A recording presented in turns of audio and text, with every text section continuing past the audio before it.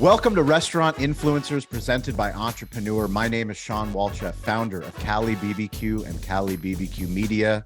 In life, in the restaurant business, and in the new creator economy, we learn through lessons and stories. We are grateful to Toast, our primary title sponsor of this show, for believing in restaurants, for believing in smartphone storytelling, and for believing in technology. We're so grateful today that we have Uzi Wizman. He is the proprietor of @Bourekas, and you can find them on Instagram at bo.re.kas and also at PSY Street Kitchen, Sherman Oaks. You're making a huge wave on the West Coast. Everyone is talking. If you go on TikTok, if you go on Instagram, this is the hottest concept in town. Uzi, we're so grateful to have you on the show. Welcome. Thank you. Nice to meet you, first of all. Yeah, that's what I hear from the side. People love it. People love it. So we're going to start with our favorite random question, which is, where in the world is your favorite stadium, stage, or venue? Well, I would say Staples Center, crypto.com center, but for me, it's always Staples Center. Yeah. Beautiful. So one of the things that we love to do is the people that listen to this show are true entrepreneurs, true hospitality professionals, and true storytellers. And they like to do things different. And I know that you're a man that likes to do things differently, that blazes his own trail. We're going to go to Staples, crypto.com. I'm going to talk to Entrepreneur, talk to Toast, talk to some other partners, and we're going to bring all of the best storytellers and hospitality professionals to crypto.com. And I'm going to put you on center court. I'm going to say, Uzi, tell me your story. Give me your story. How did you get to be on entrepreneur.com? Why is everyone talking about you? I think it was a surprise for everybody what we did. What everybody talking about that, because there is a line all the time. So first of all, when there is a line, people like to talk, people like to ask, people like to check what is it. Second, we open a small store out of like a catering kitchen, which it's no more a catering kitchen, of course. Small window, we're serving one item, one buttery, flaky item, and we take something that is very traditional and very popular in my country, in Israel, and we bring it here to LA. And we're trying to create it. We're trying to do it a little bit more upscale, but on the same time, keep it like fast food. And most of the people, like 99% of the people, just like it. I never heard about someone who tell me, no, I don't like it. Like, who doesn't like butter and dough and cheese and perfect cooked egg, you know, like all those stuff. And also LA people is really like breakfast people. They love breakfast. So tell me more about Bourekas. Tell me about the first time that you had it in your life. Oh, it's everywhere. It's everywhere in your life. When you grow in Israel, it's everywhere. It's when someone die, they bring Bourekas. When there is a party, they bring Bourekas. When you sad, you eat Bourekas. When you drunk, you eat Bourekas. It's like, it's meet you in a lot of like spatial moment and in your life. And the first time I meet Bourekas, it was, I guess, when I was a baby. I don't even remember when I met Bourekas first time.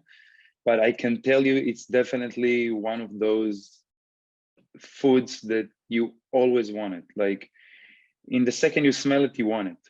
And the appetite for Bourekas, it's something that, you know, I never said no to Bourekas. To hot, fresh Bourekas, I never said no. Yeah, pretty much. So what's incredible to me and why I love the opportunity to host this show is that we've never had the internet at our fingertips as entrepreneurs and business owners, where we can share our story and then our story can be shared by so many other people. This concept started as an Instagram story. Is that correct? Pretty much. Look, so basically the concept start as like I have PSY Street Kitchen. It's like a smoked meat place, burger place. We're trying to take the kosher burger to the next level in LA. We opened like, I think almost 6 years over there. We start to create big caterings, and I needed another kitchen. So I took over another spot in the same shopping center, and this spot have this little window. And I'm like, okay, we are in the middle of Sherman Oaks Shopping Center. What we can sell out of the window? And we're talking about 700 square foot, right? Yeah. This is the Amazing. space. Okay, let's make Bourekas. So we just made this sign of Bourekas, open a new company, just make it very like easy, fast, nothing like too complicated. We open an Instagram account, my wife like control it, and we make a story. Hey guys, we open today after like months and a half of like tests to find the perfect dough, the perfect filling. We work on it for a long time. I gained maybe like 12 pounds this month. and okay, we have 90 pieces. I think it was 90 pieces of Bourekas. We open, guys, and we pretty known in the kosher community, and we just opened the window. Okay, let's see, 90 Bourekas. I tell my guys, look guys, we probably be sell out around like 3 p.m. So this is the shift, let's get ready. We sold out in 55 minutes. We open at 9 a.m. We sold out, and 10 a.m. we closed the kitchen. And I'm like, okay, what was it? You know? Yeah. And from there, it's just like start to build up and grow and grow. And we try to catch up and make more and catch up and make more. And people just order those huge quantity and like, give me 20 pieces, give me 30 pieces. Wow. And they take it to the offices for meetings. And I saw that people really like it, you know? Thanks God, people love it. We bring something new to LA. First one. I don't think in US there is something that specifically make only Bourekas, only this type of pastry. And it's so different than restaurant operation. It's so different, and it's so fun for everyone who working in this business. They love it, you know. And it's first time after like I'm in the restaurant business for 15 years. It's first time when I see like employees that really happy come to work. Yeah. Really happy when it's crazy busy, because they know when we sell out we go home early. And and it's just the perfect combination of everything together. That's incredible. And I mean, the reason why I love the story so much is on so many different levels, but to think differently as a restaurateur, you know, it's such a hard business. It's so difficult. You know, from your PSY Kitchen, you have 2 locations. Is that correct? We sold one of them because Bourekas. We sold it like recently, like a month ago, because Bourekas got so busy, and I have this 3 weeks baby, a newborn in my house. Congratulations. Thank you so much.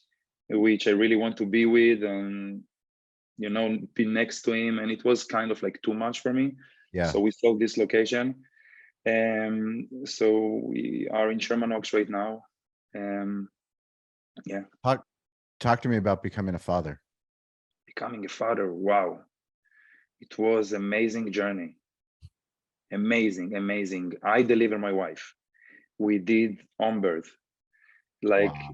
The doctor been with us, but she filmed everything. And it was like the house was full of energy. And it was the most amazing experience I ever had. And it's amazing to see how much power my wife, all the women around the world have when they can handle this. Like it was something, it was a moment. It was like a 17 hours, like all the delivery and everything together. And it was the last 2 hours, it was a moment. Then I'm like, I talking to my wife, and I don't know if she's still with me, you know. Yeah. It was something else. And very excited. Every day I just, what I want to do, I want to go back home to be with my baby, be with my wife. And I think it's part of the meaning of life, you know. Huge news. Toast, our primary technology partner at our barbecue restaurants in San Diego, and the primary technology partner of so many of the guests that we have on this show, have announced they are expanding their business offerings with Google. So now, if you search on Google Maps and you sign up for Toast Tables or Toast Waitlist, you will have the opportunity to improve the digital hospitality experience of the guest, allow them to book through the maps into the Toast reservation system. One of the biggest difficulties that restaurant guests have is when they search for your restaurant and they want a table, they do not have an easy solution to book a table or to get on a wait list. This is huge news for the restaurant industry, huge news for guests, and huge news for you, the restaurant owner.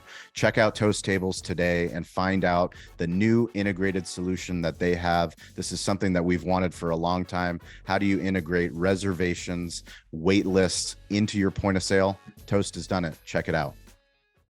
I think, for me, as someone that has barbecue restaurants, and we're here in San Diego, and 15 years in the restaurant business, owner operator, kind of wearing the badge of, oh, I have to be there, I have to work, I've got to open and I've got to close and I got to do all the things. But then when my son was born, was the first time for me that I realized, maybe it isn't about opening up as many barbecue restaurants as possible. Maybe it is about doing something deeper and more meaningful. That's really when we started doing a lot more of the storytelling and the media side, because I didn't have to be at the restaurant every single day. I think when I hear your story and I see, I didn't know that you had sold one of your locations, but it's a powerful shift for an entrepreneur. You've been spending so much time, blood, sweat, tears, hopes, dreams, putting into this hospitality business. And now you're at a point where you're starting to prioritize the things that matter. Absolutely. Absolutely. And the first lesson and the first thing I learned, it's never fall in love in your business. It's a business at the end of the day, and we're here to do business. And to fall in love in like four walls and chairs and menu and customer, it's nice, but there is more than that. Yeah, I heard a quote, never lose what you have chasing what you want. Absolutely. We spend so much time chasing, as men, as leaders, as what we want to build and see something grow, and we forget to take care of the things that are right in front of us. Tell me about Saturday. Why are you closed on Saturday? Is that something? It's because the place is kosher. I'm not kosher though. I'm not keeping kosher. Why I decide to do it kosher? Because I love my family time. I want to have one day that I can completely be like here with my family and do nothing, turn off my phone, and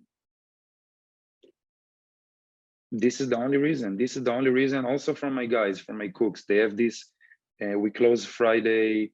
We sell out around like Friday. It's really busy day, so we sell out around like 12:30 to 1:30 p.m. We finish, clean, organize, and that's it. Quiet till Sunday morning, which is great. It's beautiful. Yeah. When you think about where you are right now as a new father and somebody that has so much attention, so many people asking about your shop, when are you going to open up more shops? How do you manage what the next step is? First, I don't want to be in rush. I don't want to do something and don't do it like perfect. We have a big plans. I work with really serious people in the industry, and we're trying to grow it. I don't have any partners. I don't have anyone with me to put money, and I'm trying to create kind of like, let's say, a chain out of Bourekas, but something very personal, something very unique, very quality. Yeah. I don't want to have like 200 location, If I have in 5, 6 years from now 40 location, I'm happy. I don't need more than that. Yeah. And the most important is to keep it this quality. You know, usually when you rush and you open another space and you're trying to do everything by yourself and you don't bring the right people with you, that's where you're going down and you're not like going up. And I don't want it to happen. I want to keep it and do it right. I want to bring the right people to the team. And I don't want investors. I started as a dishwasher 15, 16 years ago. I'm 31. I started to work in the kitchen when I was 16. I left school. I tell my mom and dad, I don't want school anymore. I want to be a chef. They like, no, you're crazy. What are you doing? Blah, blah, blah. I'm becoming a dishwasher. Yay. I'm becoming a dishwasher. Yes. Dishwasher for the first year. And then I make my way up, learn the kitchen, work with some chefs, and more experience, travel in the world, been through a lot of stuff. And I know what is it to be the guy who work hard, and then those guys who put the money, the investors coming and like take them cut out of what you working hard for. So what I want to build, I want to create a team that grow in the business, and they will open more locations without put any money in it, but still be a partners. Mm-hmm. So I want all this Bourekas thing to be like operate by active partners, which grow in the business.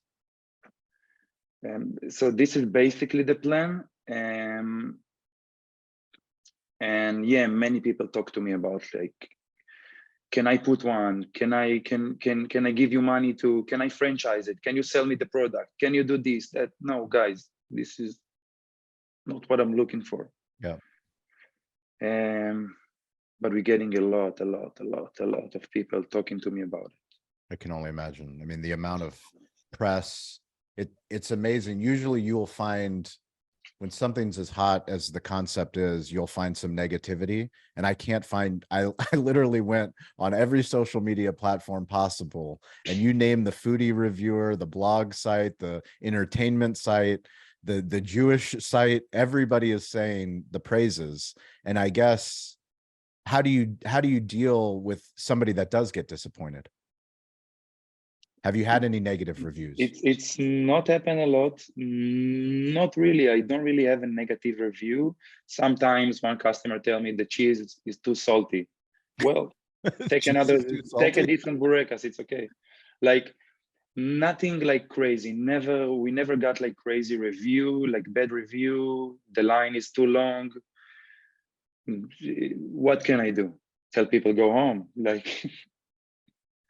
And I never got like, there is no room to make too many mistakes if you do everything right. You know what I mean? Because it's not too complicated. If you see the operation from inside, it's like pa, pa, pa, pa. It's like everything, it's organized, everybody doing one thing, do it perfect, everything work with time. It's like, we create this crazy system of pre-ordering. So people call to pre-order in advance. Like just for example, okay, this last Sunday, like yesterday, we sold like around 300 Bourekas in pre-order before 9 a.m. before we already opened the store.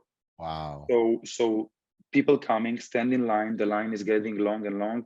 And then those people who already pre-order come from the side and like, hey, I'm here for pickup, and we just bring them the food outside. Amazing. So, you know, we give this solution to other people. If you really want and you don't want to stand in line, just pre-order your food. Are you going to be using any technology to help you with the pre-ordering process, or right now? I don't know. Maybe we will need to build something just specifically for us. We don't do delivery service so far. Yeah. Everything, it's only pick up and pre-order over the phone. I'm still like think about everything. I just don't want to make and ruin the product. You know, I want the product to stay like here. For sure. How do you, because you get to a capacity, right? because of Yeah, the equipment and because of the space. because of the space. Yeah. Yeah. So I guess, And how do you deal with those capacity besides selling out? That's it. there is no other way, just to grow, just to take another kitchen Yeah. and do some like a commissary kitchen, I'm still thinking about everything and dealing like with how to expand and how to do it, but I want to stay in this concept of like, yeah, I'm selling out. When we sell out, we I sell love out. it. Yeah. I'm not like, money, it's not everything. Yep. It's something, of course, we're here for money, like that's why we're doing the business, but to see my employees finally, my cooks finally happy, Yeah. this is much more than money for me, to know that you can build something that people really like and happy to work for. This is something different. What does your family say now? From the dishwasher that made it. They're proud. They're They're proud. proud. Yes, they're proud. They're happy. Um, When yeah. when were they the most happy? When you first got your first restaurant, or with Bourekas?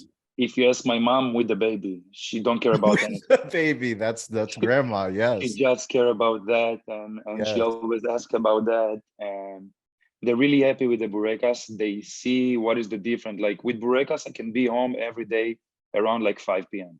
Yeah. I'm home at 5 p.m. I don't need to bother myself in anything else. Yeah. When you have a restaurant, you know that I don't need to tell you, but Yeah. like you're running after your tail all the time. All the time. All the time. Yeah, I think I would love for you to talk to the entrepreneur that's thinking about opening up a restaurant. We have ideas of what it means to be in the restaurant business. And the reason why I love talking to people like you is that you've been there and done that, but now you're doing something that's totally different. I'm sure you never dreamed when you were, washing dishes, when you would open up a restaurant, that you'd have a takeout window that was 700 square feet, that was actually had more potential to build the life that you wanted, the legacy that you wanted, outside of, a 5,000 square foot restaurant with, 50 employees or however many employees it is. That's not the world that we live in. People want connection. They want connection to something that's meaningful. They want something that's tasty, something that they don't have to, bend over backwards to go and get. You've created that. What advice would you give to somebody that's wants to get into the food business, wants to be a food entrepreneur? To not be rushed. Don't be rushed for it. It's not that easy like it's look like. You need to deal with so many things, so many aspects. And if it's customer, if it's like the quality of the food, if it's like the quantity of the food, if it's your employees, you need to be on top of everything all the time. And it's not easy at all. At the end of the day, you still want to make money, so you need to keep your labor right. What I would say, people really those days, people don't want stuff complicated. They want stuff simple. They want they like everything simple. They like to know what they get. They like to stand and to buy something that they don't need to think 3 times. Yeah. Okay, what I want, the menu is so big, what I will choose, what I will get. To find something that people really want, people really like, and can touch in most of the people. You can never touch in everybody, but in most of, like 90% of the people, it's enough. And yeah, I don't know if someone without experience will come and open a restaurant those days, especially those days, it's insane, it's crazy. Yeah. It's not something that I would Recommend. like wish to my enemies, Yeah. It's just hard, it's hard. It's like to sell your soul to the devil. It's something like that. Yeah. You have to be there all the time. You have to make sure everybody happy all the time. And then on top of that, you have the Yelp that me as a restaurant owner hate it. They give power to people Anonymous that people. not supposed to have power, and they can destroy your business. It's it's not easy. It's not easy. It's not easy, and think about it twice before you do it. Tell me about the power of social media. what you and your Wow. wife Wow. have been able to tap into. This is, it's something we meet with Bourekas, not with the other place. Like we have a nice account for PSY Street Kitchen, and we used to be more on social media, but it's a huge power. People really on social media. There is specific people on social media. It's not like our regular customers, you know. For me to see people that not Israelis or Jewish stand in line for Bourekas, for me to see article on Chinese newspaper for Bourekas in Chinese, you know, I put it in Google Translate to read what they tell about the Bourekas, and to explain the Chinese people what is Bourekas, they compare it to other Chinese pastries, which is, it's something else, you know. It's take it to another level. To see, I don't know, someone that don't really know what is Bourekas. Like I have this Japanese customer, which already become my friend, coming every week, order like, yeah, I want the 3 cheese, I want 2 potato, I want 1 of the dessert, and make me 2 Turkish coffee, 1 with cardamom, 1 without cardamom. Like, he don't even know what is Turkish coffee before. He don't even know what is Bourekas before, and he's already like Yes. daily customer, you know. This is amazing. This is something that, like, this is something the social media bring to the table, you know. I think when I think of Borekas, it inspires me because my wife is Bulgarian. My grandfather was, so my wife is 100% Bulgarian. She's moved here. There's a lot of Bulgarians in San Diego. There's a lot of Bulgarians in the United States. There's so many dishes that mean so much to them, but there's really no Bulgarian restaurants outside of Las Vegas and Chicago. And the Bulgarian food is amazing. The Bulgarian food is amazing, but no matter where you are, whoever's listening to this, you know, the entrepreneur, grateful that this reaches all over the globe. You have to have the courage. You had the courage to lean into something that was so specific to Israeli culture, to think, well, maybe there's enough Jewish people. But what you're saying is it's not even about Jewish people. It's Americans from all different backgrounds that are coming to learn about your culture, learn about your food, and now are writing about it in Chinese newspapers and Japanese. Like, how amazing is that? But you have to have the courage to know that what you enjoyed as a little boy, what you bring to funerals, what you bring to weddings, maybe that's not just for my home country. Maybe that's also for America. I guess it is for America. People love it. And a lot of people get upset with us. And they said Bourekas is not Israeli, and that it's Greek or Turkish or Bulgarian, which I agree. But if you take a look back, like to the back in the days, you can find the same food in different cultures, different names, same ingredients, and people just don't understand it. It's not mine as Israeli, it's not yours as a Turkish, it's not her as a Bulgarian, it's all of us food. And if you can find great Bulgarian Bourekas in the Bulgarian cuisine, Yeah. and you can find it in the Israeli cuisine and in the Turkish cuisine, and what we did is just like Israeli interpretation of Turkish burek, which Turkish burek, Bulgarian burek, you know, it's food. It's everybody. It's not yours or mine. It's, you know, you cannot label it under any nationality or any like people. It's everybody. Have you had any mentors in the hospitality space? Any stories from somebody that taught you? There is one guy, chef I grew up with in Israel, is currently have like this 20 something restaurant in Israel for smoke meat, barbecue. Wow. It's called Reuben, is the name of the place, called Reuben. You know the Reuben, the Reuben Yeah, sandwich, sure. the one with the pastrami and Yep. and the corned beef. So he have this chain in Israel. Is a very talented guy. He teach me a lot about cuisine, about the hospitality. His name Barel Raz.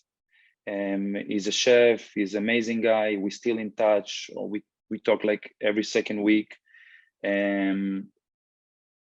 He was also very like surprised about what Bourekas did. He's still in shock about it, because when you're coming from the business and you give advice to somebody, you tell him, okay, you need to have an option for everybody. Like if I want to come and eat, and I don't eat like carbs, you know, so I need to have an option for salad. So you need to have an option for everybody. Yeah. In this specific concept, you don't have an option. You have one pastry. So he was like in shock when it was that successful. But I guess that's what people looking for those days. They kind of tired of too many options. Yeah. What does branding mean for What you? is branding? Yeah. We're working on it, by the way, right now. We're working with this amazing artist from Israel. She's our friend. She's doing all the branding for Bourekas. So very soon we will come out with beautiful branding for the concept of Bourekas. Branding, it's a way to tell your story. Basically, it's a way to tell your story. You know, it's a language for your business, a language for your product. It's so many things. it's such a big. Well, for you, the authenticity is shown when you look just at what you've created in 700 square feet. I mean, when you look at the videos on TikTok, and anybody that's listening, go and look up Borekas in Sherman Oaks and see the videos that, you know, these people are posting of this incredible box, this pastry box that you've developed, but the way that people are so excited to stand outside in the line. And I think, you know, that goes to the power of storytelling. It goes to the power of what you and your wife have created, because people are so excited to share the story. You know, they're so excited to share this joy that you're bringing in a box, right? Yeah. Yes, they are excited. We try to keep it authentic as we can. It's basically a takeout window, but we still have some space to sit. So we take milk carts, we throw them on the floor outside, and people actually like sitting on the milk carts, eat Bourekas. And this is the most authentic thing you can ever see, you know? Like I used to grow up as a cook and eat my lunch on the milk carts, you know? We never sit on the table and eat our lunch, you know? Yes. We just Yeah. bites here, bites there, sitting on the milk carts, blah, blah, blah, 2 seconds and go back to work. Yes.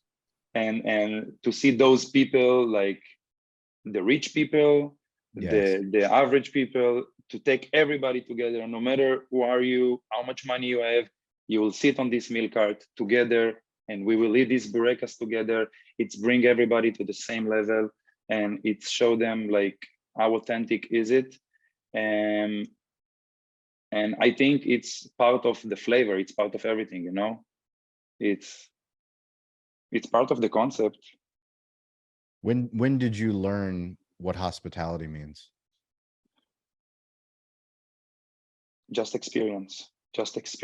There is so many different hospitalities. Like my favorite hang out with my wife, it's a Michelin restaurant. Like we book, like for us it's a party, you know, to go to a Michelin restaurant, to sit. I'm really like, I can sit in a Michelin restaurant and we take notes and we trying to understand all the small details. And this is really like where I'm coming from. This is my biggest dream. Eventually, when I don't need any more money, when I will be fine and happy, I can create one of those. And like, even those days, I have a huge garden in my house. I grow everything. I'm doing everything on my own. But this is where I learned like hospitality. What is it? And what is the details you can get in hospitality? In a Michelin restaurant, you can understand how detailed you can get. And yeah, it's just about that. It's just about experience. I never go to school or something like that. By the way, this is like, maybe it's something, it's extra, but I never go to school to learn how to cook, and I never go to school to learn hospitality. It's just about experience, you know. People those days, it's funny, but everybody chefs. Yes. Everybody like coming to your place, and I'm like blah blah blah blah. They never show what they are. They always asking. They always want, without any like proof of what they know and what they can. And it's kind of like this generation. There is too many chefs, but Yep. there is not enough cooks. You know, I have 30 cooks. I have 30 cooks who follow me, who working under me, and I never call myself chef. You know, Yes. never ever. Like, it's something you need to earn. It's not something you need to call yourself. And yeah, it's funny. Why is it important to tell your story? Why is important? Um, Because you were hesitant to come on this show to talk to our audience, and your story is absolutely phenomenal. I'm so grateful for you, for your wife, for your family, for sharing, because we have the opportunity now, you know, because of platforms like Entrepreneur, what Toast has been able to do for us, for me and my barbecue restaurants, to have you on.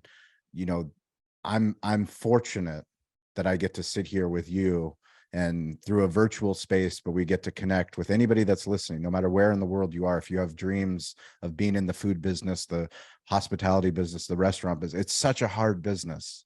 it's such a hard business. First of all, if this is what you want, and you decide that this is what you want, hospitality, food business, whatever it is, you need to understand what you're gonna lose and what you're gonna earn.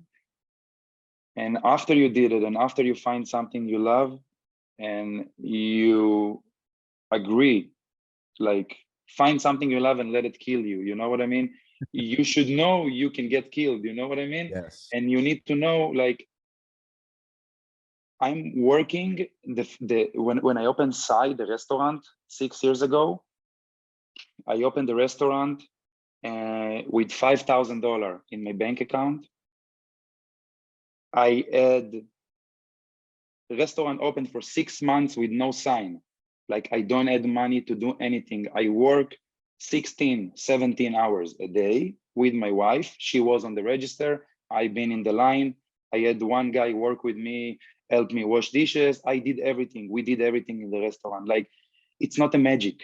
You need to work hard for it. You need to work hard and and to be like consistent, commitment to something. It's to do it every day without look to the sides, without listen to anybody. You know, you need, like, you know, when you walk with a donkey and you put those things on the side, you don't want him to look The right or left, blinders. just to walk and walk. This is what you need to do in order to be success, and in order to build something, and to understand the community, the customers, to really live the business. This is what you need to do. And it's a matter of time. Then it's a matter of time. After you do it, it could take a month, it could take 2 months, could take 1 year, 2 years, but eventually it will happen because you're consistent. You know, you fix yourself, you change stuff, you hardworking, you're working hard, you're taking care of everything, and it will come. But this is what you need in order to be successful in this business. I love it. So anybody that's listening to this show, every Wednesday and Friday on the social audio app Clubhouse, we meet with restaurant owners, content creators, sales professionals, marketing professionals from all over the globe. Please join us. It's at 10 a.m. Pacific time, and that is the Digital Hospitality Room. We'll put a link in the show notes, but we also give a social shout out to people that listen to this show. So your story matters no matter where you're listening to this show. Heather Cox, she joins us. You can find her at Heather Cox Codes on all the socials. But recently, Dean LeBay asked for help. So Dean is 62 years old. He wanted to go to the National Restaurant Association show in Chicago. He is on disability. He's not able to go, but he asked the community, and the community responded. So we all pitched in and got him to Chicago. He's going to go. That's upcoming here. But thank you to the community. Thank you guys for listening to the show. Uzi, do you have somebody that you'd like to give a shout out? This is Going On Entrepreneur. I'd love for you to, I know everyone wants to shout out their entire team, but is there somebody in particular that's gone above and beyond recently that you'd like to give some special attention to? My wife, obviously, she's doing amazing right now. You know, she's working harder than me, and Yes. and of course my guys, you know, my people that with me every day, every morning, even if they sick sometimes and they don't want to come, I just like thank you for everything. And So I have some quick questions I need to ask you about your smartphone. So are you an iPhone user or an Android user? iPhone user. iPhone. I used to be Android, but I'm iPhone user. Yeah. When did you switch? When I came to LA, when I came to US, I'm like, everybody use iPhone. I have to do it. What was the first social media platform you were on? Ether LA. Okay. What was do you post on social media personally? Sometimes it's very hard when you really work. Sometimes when you really work. Do you prefer phone calls or text messages? And phone calls. Phone calls. Do you prefer email or text messages? Text messages. Do you hate email? Oh yeah, I miss so many emails. Do you listen to Spotify or Apple Music? Apple Music. Yeah. Apple Music. What's your favorite app? My favorite app. What's my favorite app? I don't really use phone a lot, you know. Let me see. Let me open the apps. Let me open my phone. I would say like Instagram, WhatsApp, like wherever I can communicate with people, you know. Wherever you can communicate with people. Well, we're going to put links in the show notes, but please follow Borekas, follow PSY Street Kitchen. Anywhere else that people can find you, Uzi? My personal Instagram, just my name. And how do you spell it? Go ahead and spell it for us. Uzi. This is my first name. Last name it's Wizman, Wizman. Beautiful. Well, Uzi, I can't wait to come and visit you in Los Angeles. I will surprise you with Bourekas in San Diego. Oh, beautiful. Well, I can't wait. My wife, we will be very excited. My son, my daughter, we would be honored. We'd be honored to stand in line to come and eat as well. So when we do make it to Los Angeles, and anybody that's listening to the show, if you guys want to reach out to me, it's at Sean P. Walchef, ShawnPWalchef. That's Instagram, TikTok, LinkedIn, Twitter, Facebook, all the platforms. We're grateful that you listen to the show. We're grateful for leaders like Uzi that are transforming the industry. You're just getting started. I can't wait to see what you build in the next 5 years and 10 years. And congratulations on your new baby boy. Thank you so much. Pleasure to meet you. Thank you so much for your time. And thank you to Toast for allowing us to have incredible conversations like this. We appreciate you guys and catch you next week. Thank you for listening to Restaurant Influencers. The best way that you can help us with the show is to subscribe and write a review.